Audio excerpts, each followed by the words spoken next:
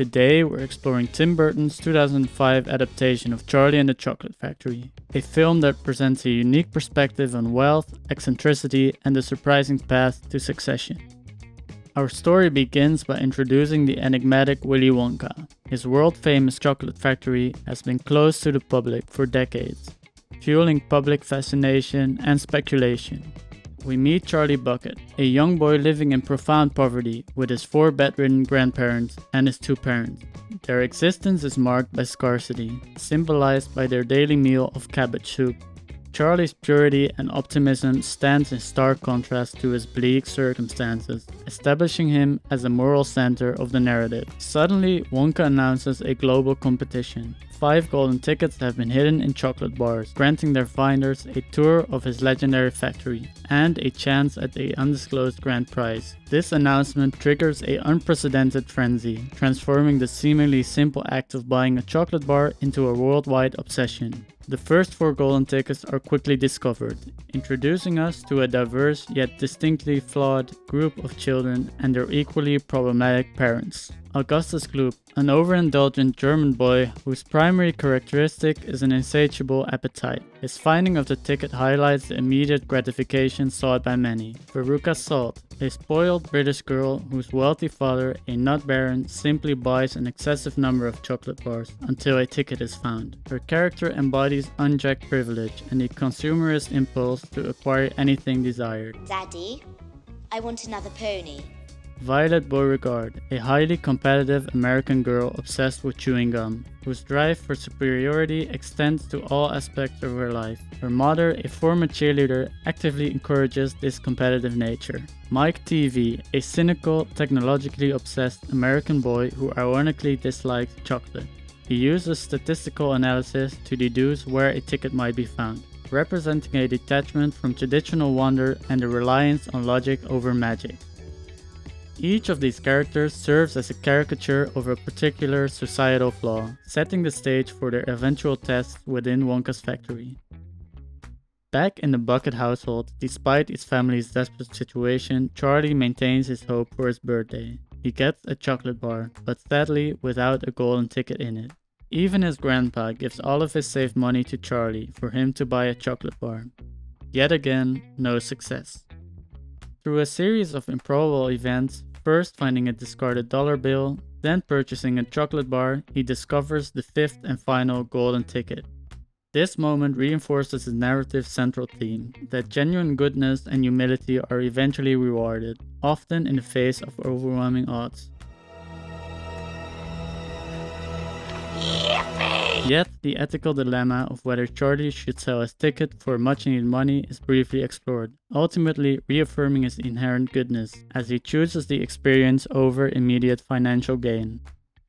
The 5 children and their guardians arrive at the factory gates. Here we are formally introduced to Willy Wonka himself, portrayed by Johnny Depp, with a distinct air of social awkwardness and an almost childlike detachment from conventional human interaction. His appearance and demeanor immediately establish him as an unconventional figure, whose genius is perhaps matched only by his reclusiveness. Inside the factory, the tour begins. Wonka's elaborate creations like the chocolate river and edible landscape showcase his boundless imagination. However, it's the Oompa-Loompas, tiny, orange-skinned, meticulously synchronized workers who are perhaps the most curious element. Their purpose extends beyond labor. They frequently break into synchronized musical numbers, providing commentary and moral lessons as each child meets their unfortunate fate. One by one, the 4 problematic children succumb to their vices within the factory, each incident resulting in a bizarre yet fitting consequence. Augustus Gloop gluttony leads him to fall into the chocolate river and sucked up into a pipe, a direct consequence of his inability to control his urges. Violet Beauregard, competitive spirit and disregard for warnings lead her to chew an experimental gum that causes her to swell into a giant blueberry. Veruca Salt insatiable demands result in her being deemed a bad nut by Wonka's nut-shelling squirrels, and subsequently dropped down to a garbage chute. Mike TV's obsession with technology and his belief in his own superiority lead him to experiment with Wonka's television transportation device, resulting in him being shrunken to a minuscule size and then stretched into an elongated form. Each incident is presented as a direct, almost karmic consequence of the child's dominant flaw, reinforcing Wonka's peculiar sense of justice. With only Charlie remaining, Wonka reveals the true purpose of the competition. He needs an heir to take over his candy empire. He offers Charlie the factory, but with one peculiar condition. Charlie must leave his family.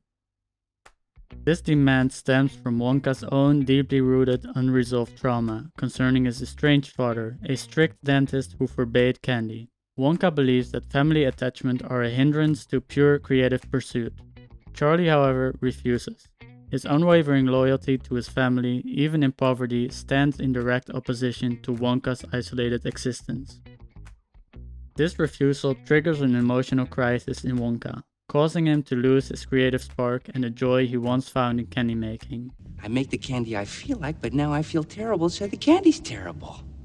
The film then takes an unexpected turn, as Charlie facilitates a reconciliation between Wonka and his father. This brief, almost therapeutic encounter seemingly resolves Wonka's lifelong trauma, instantly restoring his creative drive, and more importantly, his capacity for human connection. With his emotional wounds healed, Wonka returns to Charlie, now understanding the value of family. In a revised offer, he welcomes not just Charlie, but the entire Bucket family to live and work in the chocolate factory. The film concludes with the Bucket family's newfound prosperity, and Wonka, while still eccentric, having found a sense of belonging and companionship.